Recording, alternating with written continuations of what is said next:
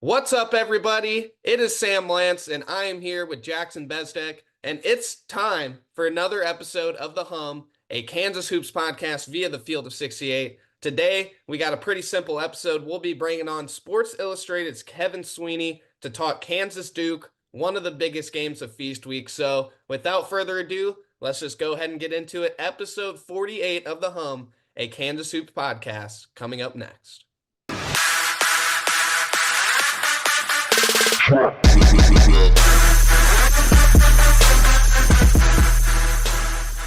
Welcome back, everybody, to The Hum. We now have the Kevin Sweeney with us, aka College Basketball Central on X. Kevin covers college basketball and the NBA draft for Sports Illustrated. He also does the Scout Team podcast over at the Burner Ball Discord. If you're not in the Burner Ball Discord, are you really a college basketball guy? I don't really think so. Kevin Sweeney, he's also the pride of Northwestern. We'll be out in Vegas for this one. How we doing this fine feast week, Sweeney? I'm good, man. It's been fun so far, and obviously things really get heated up here shortly. Yeah, obviously we're here to talk about one of probably the games of feast week, Duke versus Kansas, inside of Vegas. I just want to ask you, Sweeney, before we kind of get on this matchup in specific, what have you kind of just seen? What are your thoughts on both Duke and Kansas this year, just from what you've seen so far? Yeah, look, I think it was important for Duke to get that road win at Arizona on Friday. I think you saw them grow from where they were against Kentucky the week before. They're starting to kind of find their identity. Cooper's been on the ball more. They're playing Con Knippel more traditionally as like a wing shooter, taking the ball out of Caleb Foster and Tyrese Proctor's hands. I think that's smart long term. They're not as explosive as I thought they would be, but defensively they're elite. Come on, Malawach has been great. That's a game changer for them. I think them, still kind of finding their rotations and figuring out what the best lineup looks like to maximize Cooper. But overall, I think I've been impressed. And then obviously with Kansas, I mean, hard to argue with undefeated, hard to argue with the wins that they have. Obviously, to beat a good Carolina team and also to knock off Michigan State, those are good starts. I think you can quibble with certain things, right? Inconsistency from the role players, but I think Zeke's been as advertised, which was huge, and obviously with Hunter anchoring things, that's a pretty good start. Yeah, I wanted to ask you, you kind of mentioned it for a second there, the Duke 5 spot. They got Kaman, they got Malik Brown, and I've kind of been hearing rumblings that Brown's been regarded as one of the better defenders in the country. Do you think that group can slow down Hunter Dickinson? Yeah, Brown's a great defender, but he's not necessarily a great Hunter Dickinson defender, if that makes sense, right? Like his value add is that he's super athletic, that he can move his feet, guard in space, get switched onto guys, and then be a disruptive defender as a weak side rim protector. He's a guy who gets a ton of steals. Like he's a very useful player, but he's not someone you want to match up one-on-one on the block. Um, Whereas, look, I would say with Malawach, like that's the matchup I think you want for Duke against Hunter because he has such elite positional size and length, because he's physically, I think physically ready to handle the challenge, 250 pounds, maybe 260. Yeah, like Hunter's going to try to lean on him a little bit.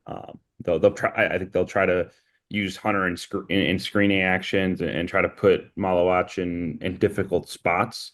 But I've been really impressed so far with how he's understood defensive concepts. I think for a guy who's young, who's still relatively new to the game, he shows some pretty high aptitude for what he's supposed to be doing on the floor. It's a big reason Duke's been so good defensively. So I do think the matchup is really Malawach versus Hunter. If they have to go smaller with Brown at the 5, then I think you start having to think about sending double teams and things like that, which I don't think Duke wants to do defensively if they can avoid it. Yeah, Kevin, it's tough to talk about Duke without mentioning Cooper Flag, of course. And he has been, like you said, as Zeke, as advertised coming into this college basketball season. He's lighting the country on fire. However, Kansas does have a KJ Adams, which is kind of the type of guy that seems to be a good matchup against a guy like Cooper Flag. Kind of just talk about, Cooper a little bit. And then do you think that KJ can pose at least a threat to slow down Cooper Flag? Yeah, I like the matchup, right? I think KJ is the type of guy you would want to match up. Athletic, experienced, really tough and gritty. Has the size and length to deal with Cooper. Look, I think what makes Cooper special, it's funny. I think sometimes it's good to like take a step back and get out of like full like basketball brain. So my brother uh, likes basketball, but isn't like a basketball lifer the way I am. He said to me the other day, he was watching the Arizona game. He's like, Cooper Flag's like the best glue guy of all time, except he shoots the ball a lot. And I was like, yeah, it's kind of the sell, right? Like he's not someone you have to draw up a ton of stuff for. He's not some like if you want to let him go isolate, he can do that. And they're going to do that, I think, a lot in this game. But Cooper's going to get his just by being so active, by being around the ball, by um, going out and getting offensive rebounds and being first to the floor for a loose ball. Like those are the things he does really, really well. The game will come to him. And I think, you know, the evaluating his performance or how KJ does defending him by how many points he scores, I think would probably be a limiting, would be a limited analysis because at the end of the day, like he's going to get his just because he's around the ball so much. I think the question is how much do you make him work for it? How efficient is he? And then I also think, what types of shots is he taking, right? If you can do what Kentucky did down the stretch and force him to stay in the mid post and take kind of tough mid range jumpers, like yeah, you probably live with it, right? I mean, even if he makes a lot of them, like that's the game. If he's getting all the way to the rim and he's getting out in transition, like that's when he's super super dangerous. Yeah, let's hop into their backcourt a little bit. They've got, I mean, we saw in the Kentucky game, kind of weird second half for them, but Foster, Proctor, Concanoopel, who will shoot better than he did in that Kentucky game for sure. What kind of overall threat does this group pose, especially against a team like Kansas, where we're not exactly sure what they are defensively yet? Yeah, look, I think the backcourt, especially with Foster, I think is sort of having a bit of an identity crisis, right? So Foster was, the initial plan I think this year was that Caleb Foster would be the point guard. You'd play Flag off the ball. Proctor, who was off the ball for a lot of last year, stays in that role.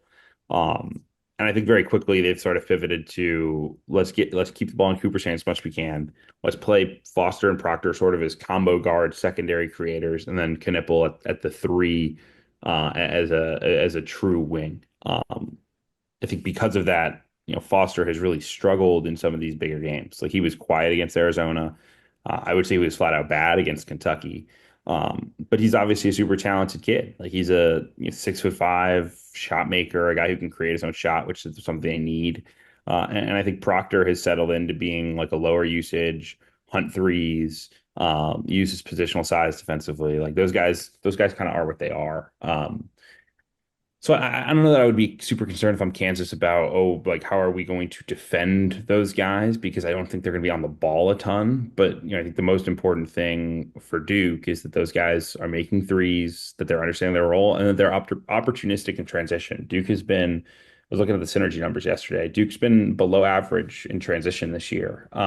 You would expect with a team of their talent, of their length, of their athleticism, that they would be like elite in transition. It's one of the things that makes it's usually one of the things that makes the most talented teams really go is their ability to put together these big explosive scoring runs. And Duke hasn't done that. So I'm curious to see if they can start to run a little bit more, start to use Foster and Proctor in those roles. And then I think the kind of sleeper in that backcourt is Theon James, who's an elite defender. Um, his role is basically defend the ball, make threes, and cut hard. And I wouldn't be surprised if he plays a bigger role in this game than maybe Foster and Proctor have been projected to. Like I wouldn't be shocked if Sion plays 25, 28 minutes and really finds a key role. And I don't know who that's starting. Maybe it's Dewan and trying to disrupt them getting into their offense. Maybe that's one of the wings, but he's super versatile and a kind of forgotten about piece for this Duke team. Is there anybody else, Sweeney, on the Duke side of things you think will make an impact in this game that we haven't talked about? Yeah, I mean, we barely mentioned Knipple. He's obviously really important.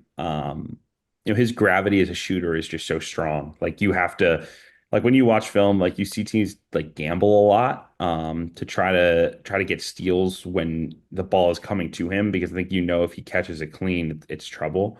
Um, and for a Kansas team that still isn't like going to take or make a ton of threes. The idea of letting Khan get off would be, potentially a huge swing in the game. And obviously, he struggled a little bit against Kentucky, looked better against Arizona, made three threes. Um, he is sort of the Robin to Cooper's Batman right now. And if it's inevitable that Cooper's going to get 17, 18, maybe even 20 points, what can you do to slow other guys down? I think the matchup with Knipple and these Kansas Wings is a huge one to watch. Another kind of interesting point in this game is the freshman versus experience kind of storyline. And just like strictly looking at the starting lineups, what is it? One upperclassman for Duke out of the five and all upperclassmen for Kansas out of the five. So do you think that we will see that tonight? I mean, we kind of already saw it against that in that Kentucky game where that seemed to look like a factor down the stretch. So now against Kansas, another really good experienced team. What is that? What do you think that looks like for both sides? Look, it helps for sure if you're Kansas. You've been in these moments.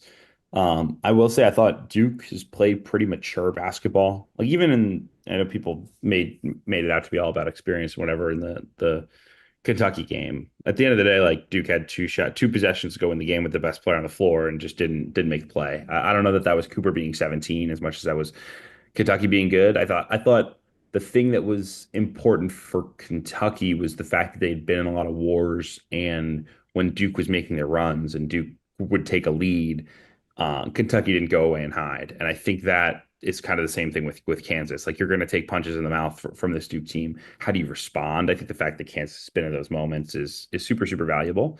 Um, but I don't think of this Duke team when I watch them as like, oh man, like this is a group that is very immature or doesn't know how to handle success. And again, we'll see. I mean, obviously, a huge road win at Arizona, how does that change their psyche? We'll see. But I do think Duke did a good job of bringing in some older guys like Gillis, like Sion James, like Malik Brown, who've been in some battles.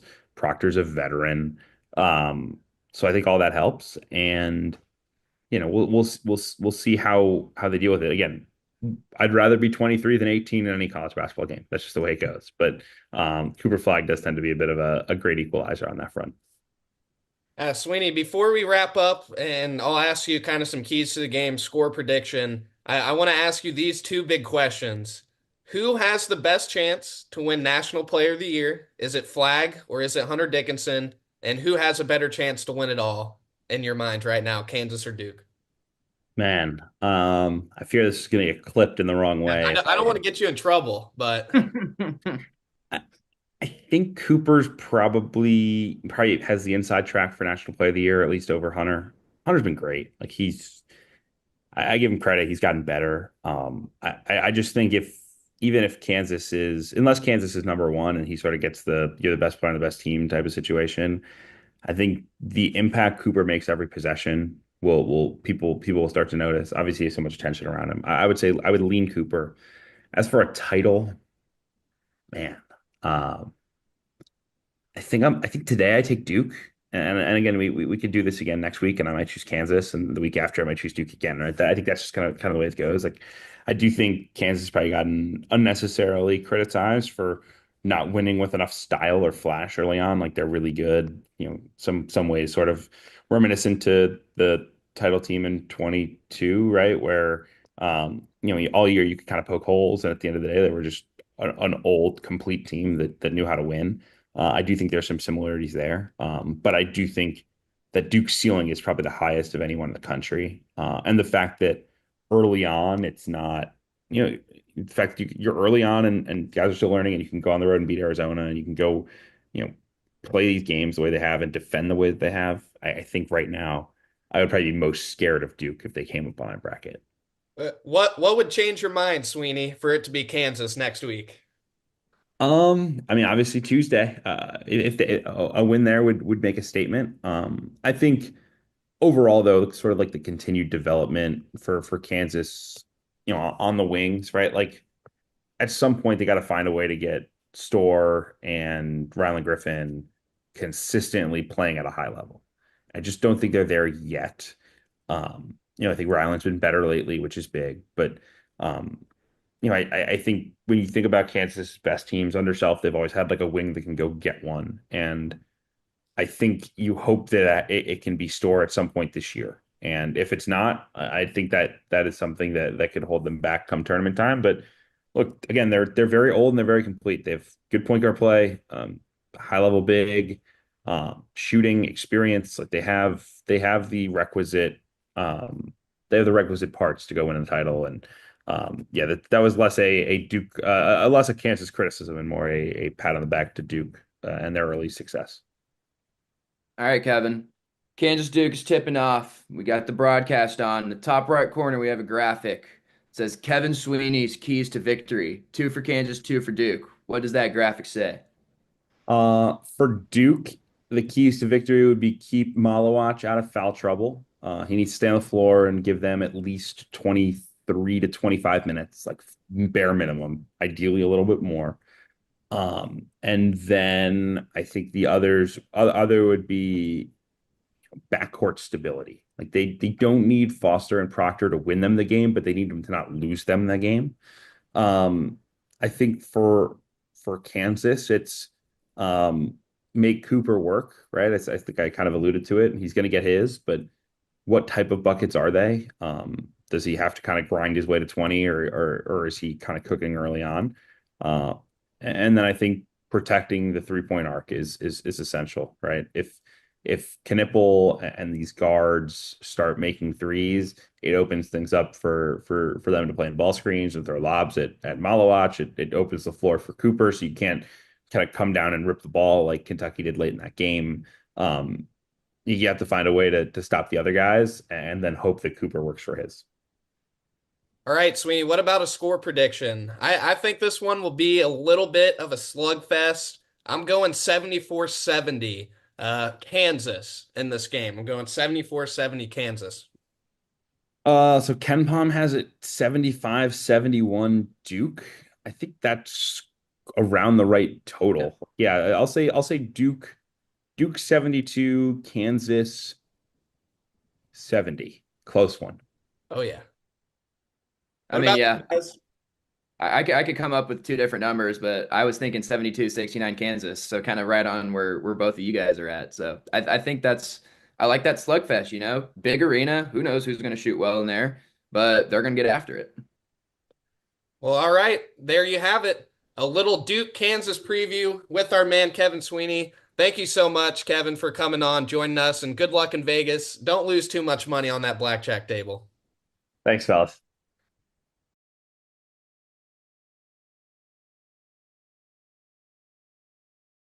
If you haven't heard by now, we have partnered with BetMGM Sportsbook. We are going to be using BetMGM lines to make all of our picks, and we'll have special offers for the listeners and the viewers of the Field of 68 throughout the year. If you haven't signed up for BetMGM yet, you can use bonus code FIELD, and you will get up to a $1,500 first bet offer on your first wager with BetMGM. The best part, all you need to do is deposit and bet $10 of your own hard-earned money to be eligible. Here's how you make it work.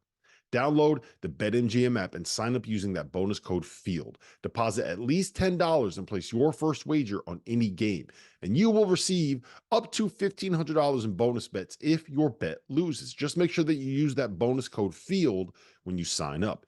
BetMGM is going to have some fun offers available throughout the NBA playoffs. Bet insurance tokens, odds boost, and what I love, a nice parlay boost or two from time to time, as well as a ridiculous array of player prop bets for any sport that you could possibly imagine betting on. BetMGM is and always will be the king of the prop bet. So go download the BetMGM app, use the bonus code FIELD, and sign up today. And while I've got you, a quick request. The best way to support the Field of 68 content that you get for free is to engage with us. Rate and review the podcast. Like and share the YouTube videos. Tell your friends about us. It all helps in a world where the algorithm is king. And now, back to the show. Welcome back, everybody, to The Hum, a Kansas Hoops podcast. We are here at the Under 4 timeout, and Bez and I know it's a basketball podcast, but we got to talk a little bit of Kansas football. Kansas has done something that it's never been done before, Bez. A Never. team with a losing record wins against 3 straight ranked teams. It was Iowa State first, then it was BYU, then it was Colorado.